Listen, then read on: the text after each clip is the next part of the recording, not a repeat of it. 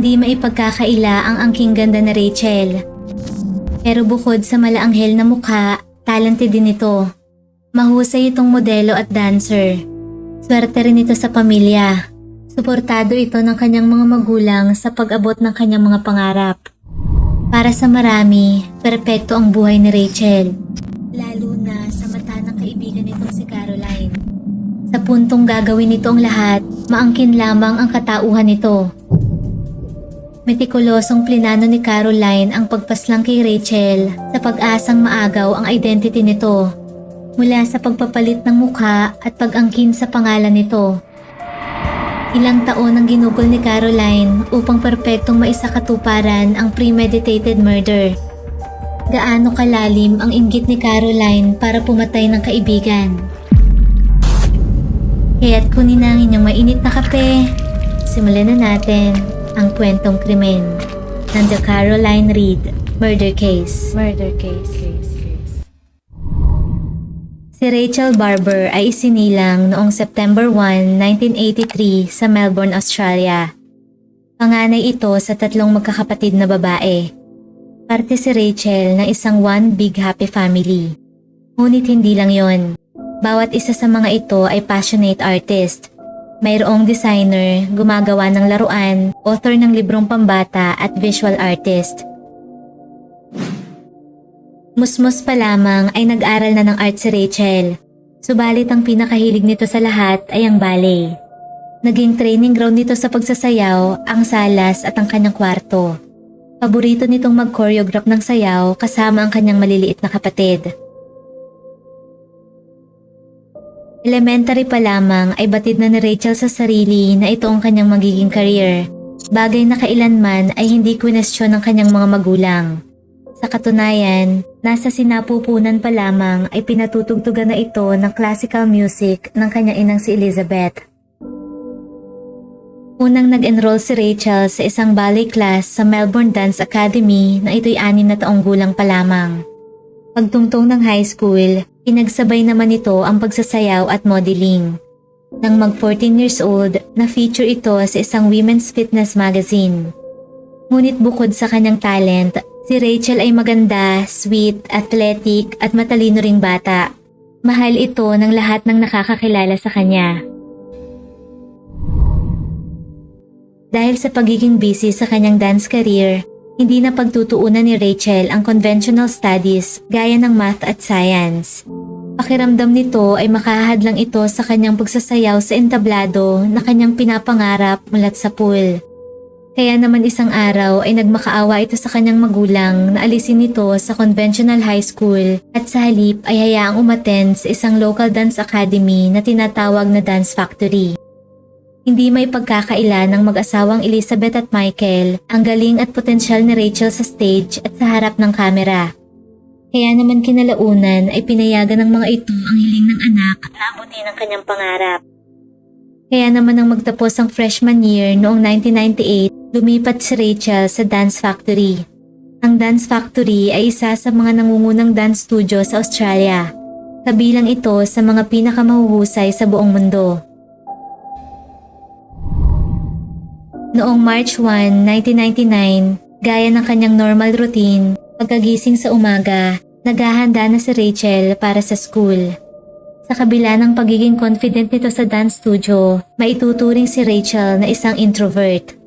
Araw-araw itong inihahatid ng kanyang amang si Michael sa train station tuwing 9:30 AM at susunduin bandang 6:15 PM sa parehong lokasyon.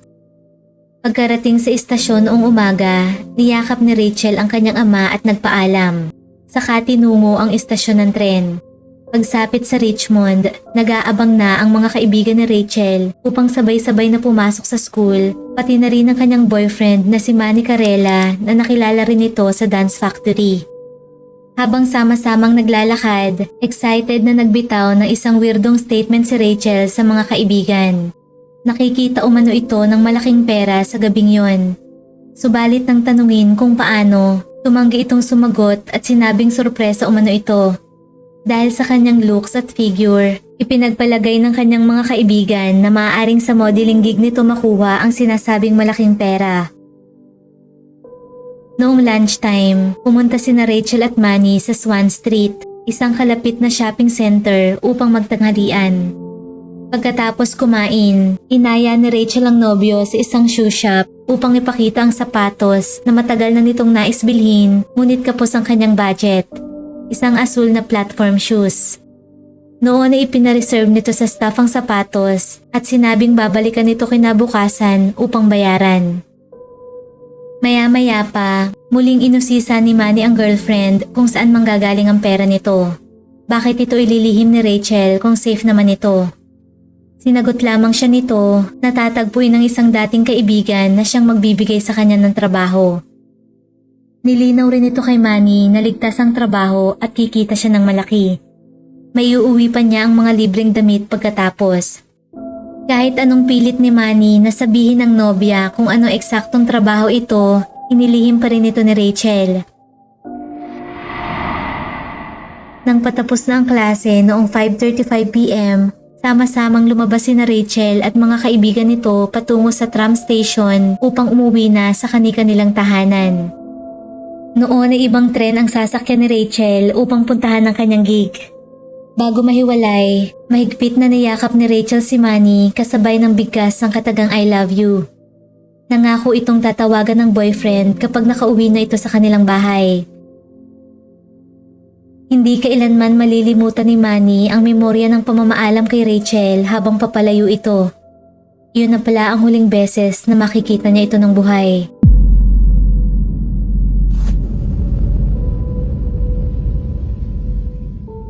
Samantala, habang naghahanda ng dinner, panay na ang tingin ni Elizabeth sa relo. Lampas na sa oras, ngunit wala pa rin ang kanyang mag-ama. Ni minsan ay hindi pa na-late ang mga ito sa pag-uwi. Halos mag-aalas 8 na ng gabi nang biglang tumunog ang telepono nito. Nabawasan ang labis nitong pangamba nang marinig ang boses ng asawa. Gayunpaman, isang masamang balita ang hatid nito. Hindi sumipot si Rachel sa kanilang tagpuan sa train station. Wala rin ni isa sa kanilang mag-asawa ang kinontak nito mula pa noong umaga ng araw na yon. Malakas na ang kabog ng dibdib ng mga ito dahil noong mga nakaraan ay ilang beses nang may kahina-hinalang lalaki ang sumusunod umano kay Rachel. Isa pa, takot rin ito sa dilim. Higit sa lahat, hindi mahigpit ang mga ito kay Rachel. Katunayan, hindi nila ito hinadlangan ng magkanobyo ito. Ang mahalaga ay open ito sa kanila. Kaya naman sanay ang mga ito na nag-uusap at hindi naglilihim sa isa't isa. Walang dahilan upang basta na lamang ito lumayas o umalis ng walang paalam. Gayunpaman, nang hindi makontak ang anak, tinawagan ng mga ito si Manny. Laking gulat nila nang ipaliwanag nito ang tungkol sa sinasabing gig ni Rachel. Dismayado ang mag-asawa nang malamang naglihim ang anak. Dali-dali nilang tinawagan ang lahat ng kakilala nito na posible niyang kasama. Subalit bigo ang mga ito. Walang sino man sa mga ito ang nakakita kay Rachel mula pa nang nagsiuwian sa klase. Iba ang direksyong tinahak nito sa train station. Wala nang ibang choice ang pamilyang Barber kundi mag-report sa mga otoridad. Tinawagan na ng mga ito ang Box Hill Police Department upang i-report bilang missing person ang nooy 15 years old na si Rachel Barber. Pinaliwanag ng mga ito ang lahat ng kanilang nalalaman. Ngunit ang masaklap, sa kabila ng kanilang desperasyon at pagmamakaawa sa mga pulis upang agarang mahanap ang anak, tumanggi ang mga itong i-file ang report. Ayon sa mga ito, normal sa mga kabataang nasa ganoong edad ang umalis ng tahanan upang magrebelde o kaya naman ay mag-adventure at kinalaunan ay mga kusang bumabalik rin. Kumpiyansa ang mga pulis na anumang oras ay susulpot na lamang bigla ang nawawalang si Rachel. Hindi makapaniwala ang mag-asawang Elizabeth at Michael sa pahayag ng mga pulis. Umuwi ang mga ito nang walang napala. Batid ng mga itong mahalaga ang bawat minuto kaya hindi na nagsayang ang mga ito ng oras at kusa ng kumilos para sa paghahanap. Nagprint ang mga ito ng larawan ni Rachel at ipinost sa mga kalye. Bawat makasalubong sa daan ay tinatanong ng mga ito kung nakita ba ang kanilang anak. Hanggang sa mabanggit ni Manny sa mga ito ang tungkol sa sapatos na balak bilhin ni Rachel sa isang store. Kaya naman agad nila itong tinungo upang magbaka sakali. Bagamat ayon sa mga ito, hindi umano nagawi roon si Rachel upang kunin ang sapatos. Gayunpaman, isang nakakabahalang impormasyon ang kanilang nakuha mula sa isang staff. Ayon rito, ng mga huling 2 linggo, isang lalaki ang naglalagi sa kanilang store upang mag-recruit ng mga babae na magtrabaho sa kanyang legal brothel o bahay aliwan sa Fitzroy, Victoria. Kinutuban agad ang mga ito sa narinig. Ibinigay naman ng staff sa mag-asawa ang numero ng nasabing lalaki kaya naman dali-dali itong tinawagan ni Elizabeth. Sinabi nito na hindi basta-basta nagre-recruit ang kanilang kumpanya ng mga babae at sinisiguro na lahat ng nagtatrabaho sa kanila ay nasa legal age. Kinalaunan ay nakumpirma na legitimate business nga ito at wala roon si Rachel. Bahagyang nakahinga ng malalim ang mag-asawa nang malaman na hindi sa brothel napadpad ang kanilang anak. Gayunpaman, kailangan nila muling magpatuloy ng walang clue sa paghanap kay Rachel. Sa kabila ng pagtanggi ng law enforcement sa pagtulong, nagsama-sama ang buong komunidad upang sumali sa paghahanap. Naglaan ang mga ito ng kanilang oras upang mas mapalawak ang pagsasearch. 3 araw na noon mula nang mawala si Rachel, saka pa lamang nakiisa ang mga pulis sa paghahanap dahil na rin sa pressure mula sa community. Tumanggap ang mga ito ng matinding kritisismo sa kanilang kawalan ng malasakit at pagwawalang bahala sa isang teenager na ilang araw nang pinaghahanap ng lahat. Sa wakas ay nangako ang mga ito na tumulong. Sinimula ng mga ito ang interview sa mga kasamahan ni Rachel sa dance factory. Kinausap rin ng mga ito ang boyfriend ni Rachel na si Manny. Iba't ibang konklusyon laban rito ang binuo ng mga pulis. Dahil na rin sa palaging ang partner ang unang suspect kapag nawala ang kaparehan nito. Duda ng mga ito, may kinalaman si Manny sa pagkalaho ng nobya. Ngunit solid ang alibay nito. Gayunpaman, hindi tinantana ng mga pulis ang binata. Sunod na teorya ng mga ito ay nabuntis si Rachel ni Manny kaya naman lumayas ito upang itago sa kanilang pamilya ang pagdadalang tao. Hindi naman pinaniwalaan ng pamilya Barber ang suhestyon ng mga pulis. Umanig ang mga ito kay Manny. Kilala ng mga ito ang kanilang anak at matibay ang paniniwala ng mga ito na anumang problemang kakaharapin ay walang iba kundi sila rin lamang ang lalapitan nito. Sa huli, walang naitulong ang mga haka-haka ng mga pulis upang umusad ang paghahanap. Hanggang sa noong March 4, 1999, nagbago ang takbo ng kaso nang lumitaw ang pinakamahalagang impormasyong kanilang hinihintay. Isang kaibigan ng pamilya ang kumontak sa mga ito na nagngangalang Allison. Ayon rito, hindi umano agad nito nalaman na nawawala si Rachel, kaya't nang makarating sa kanya ang impormasyon ay agad itong tumawag. Nakasabay umano nito si Rachel sa mismong araw nang mawala ito sakay ng tram kasama ang isang babae. Bumaba umano ang mga ito sa intersection ng High Street at Williams Road. Mula sa specific information na ito, agad na nireview ng mga pulis ang CCTV footage ng lokasyon na itinuro ni Allison. Hiningi ng mga pulis sa pamilyang Barber ang listahan ng lahat ng kanilang mga kakilala. At isa sa mga ito ay si Caroline Reed Robertson, isang family friend. Naalala ito ni Elizabeth nang tumawag ito sa kanila noong March 7 upang alamin kung anong update kay Rachel. Maikling sandali lamang nag-usap ang mga ito, hindi gaya ng calls na natatanggap ng mga ito mula sa ibang kaibigan at kapamilya. Dahil sa impormasyong ito, sinuri ng mga pulis ang iba pang instrument na nakuha ng pamilya Barber bago pa man mawala si Rachel. At natuklasan na noon lamang February 28, bandang 5:30 PM, 2 beses tumawag si Caroline sa telepono ni Rachel. Noon ay halos ilang taon nang walang kontak ang mga ito sa isa't isa. Tumagal ng kalahating oras ang parehong tawag nito. Bukod pa rito, isa pang interesanting bagay ang nalaman ng mga detective. na umuupa si Caroline ng apartment malapit sa sinasabing lugar kung saan huling nakita si Rachel. Dali-daling ipinalam ng mga ito kina Elizabeth at Michael ang natuklasan. At noon ay agarang nabunutan ng tinik ang mag-asawa sa sinabi ng mga pulis. Si Caroline ay ang dating babysitter ni Rachel noong 10 at 15 years old pa lamang ang mga ito. Napagtanto ni na Elizabeth at Michael na maaaring tama nga ang sinasabi ng mga pulis noon pa man, na umalis lamang panandalian si Rachel at babalik rin. Nawala ang pangamba ng mga ito at naniniwalang ligtas sa kamay ni Caroline ang anak. Hindi nagtagal, napag-alaman ng mga pulis na nagtatrabaho si Caroline sa kalapit na electronic shop ng kanyang apartment. Kaya tinungo nila ito upang interviewin. Pero wala si Caroline roon. Absent umano ito. Ngunit dagdag pa ng manager nito, mula pa noong March 1 ito hindi pumapasok. Katunayan, halos mag-iisang linggo na itong leave dahil tinatrangkaso. Hanggang sa napagtanto ng mga pulis na sakto ang pag-absent nito sa araw ng pagkawala ni Rachel. Napagdesisyon na naman ng mga pulis na sa halip na si Caroline ang kausapin ay sa mga kapitbahay ng dalaga ang mga ito magtanong-tanong.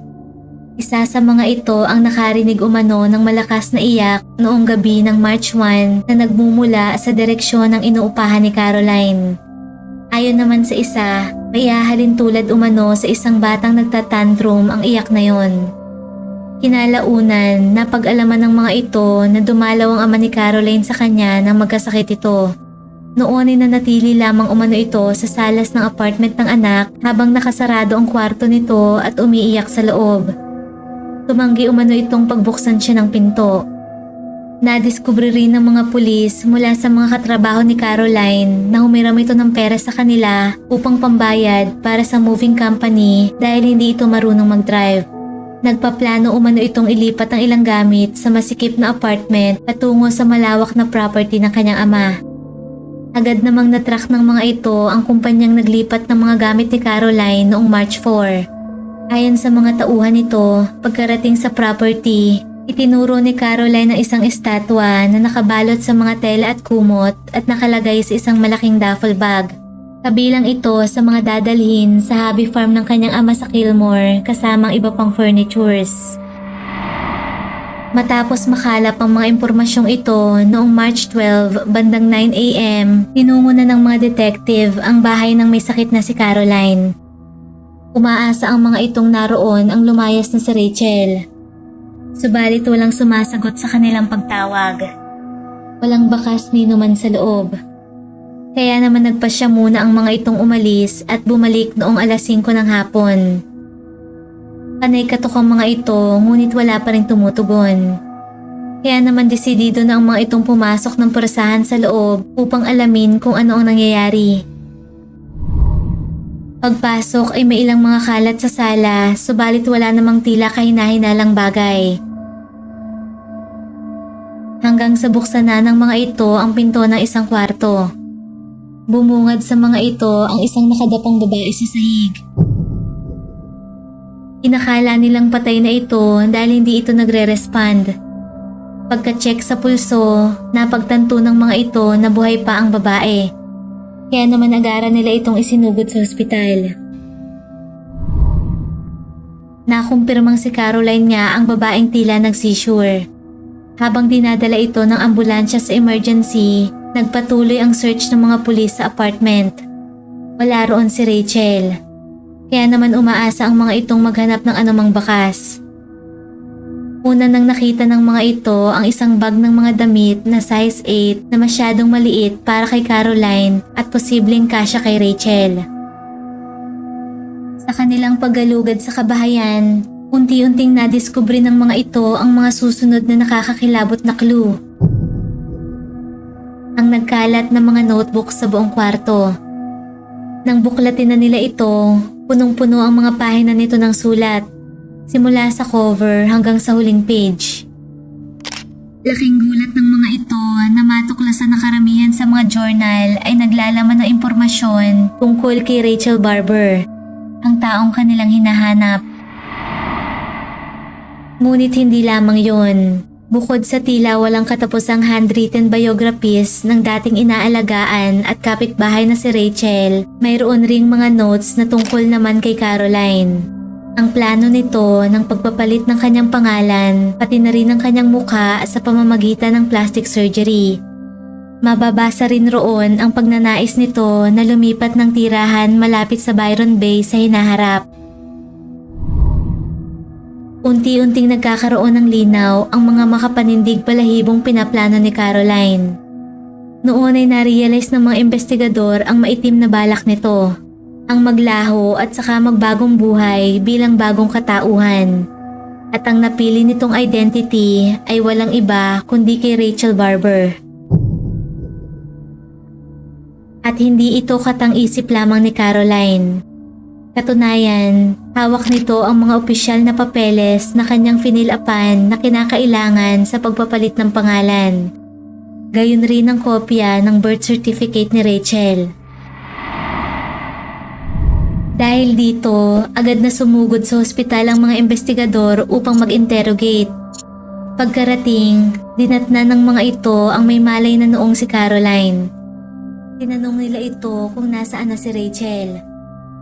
Laking gulat ng mga ito nang diretsahang sabihin ni Caroline na patay na ang kaibigan. Ilang beses nilang kinumpirma kung totoo ba ito, ngunit positibo si Caroline sa payag. Noon ay saka napagtanto ng mga ito na ang estatwa na binitbit patungo sa farm ay posibleng ang bangkay ni Rachel. Kaya agad na dumiretso ang mga ito sa nasabing property.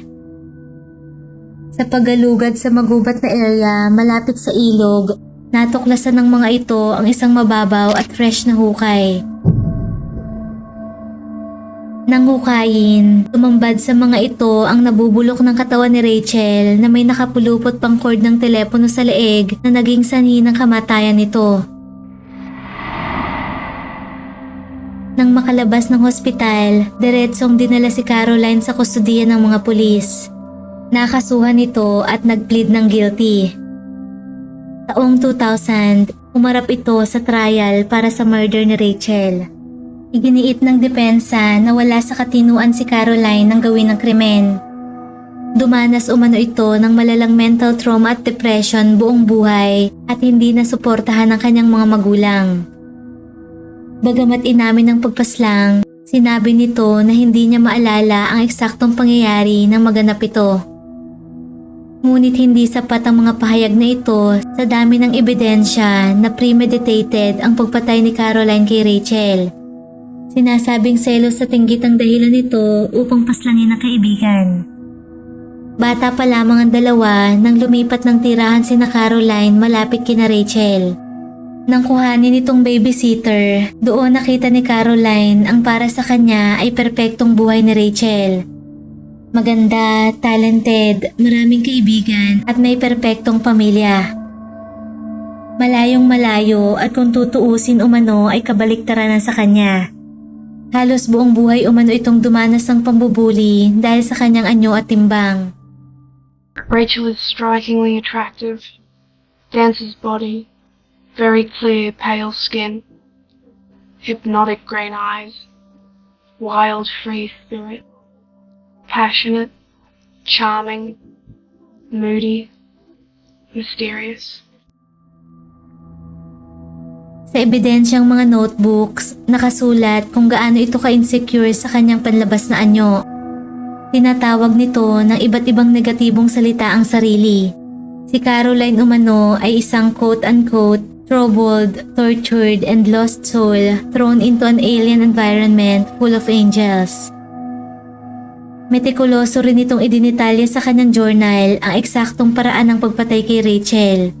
Mula sa pag-o-offer ng isang trabaho pagkatapos ng klase na bawal umanong sabihin kanino man, pagbibigay kay Rachel ng pizza na may halong droga, hanggang sa paglalagay ng katawan nito sa bag at pagdidispose ng bangkay.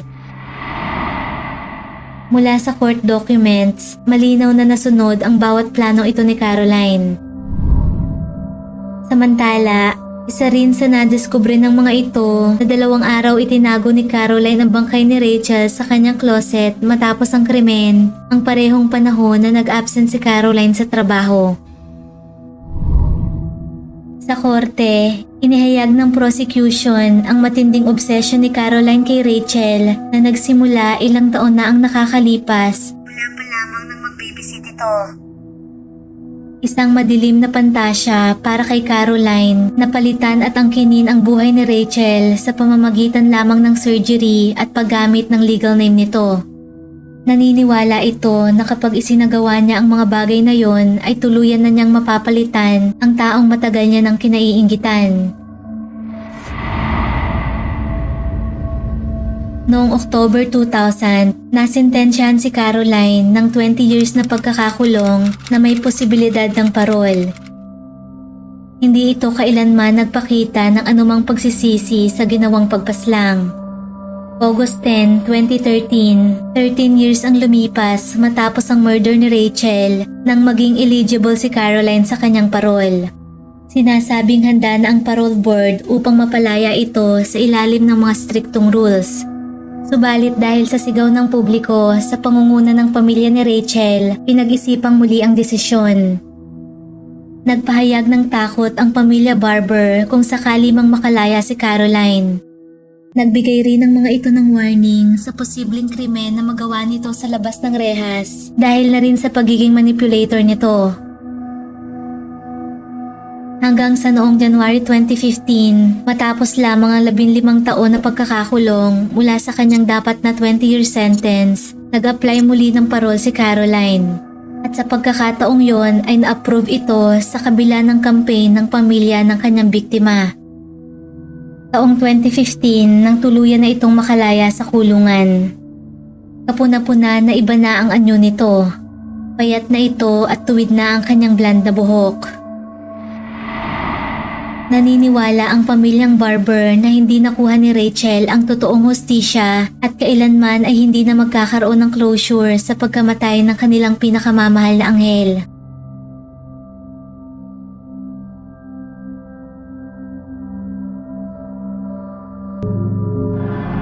Kung nagustuhan mo ang ating kwentong krimen, huwag kalimutang mag-like, subscribe at comment sa kung ano ang iyong opinyon tungkol rito.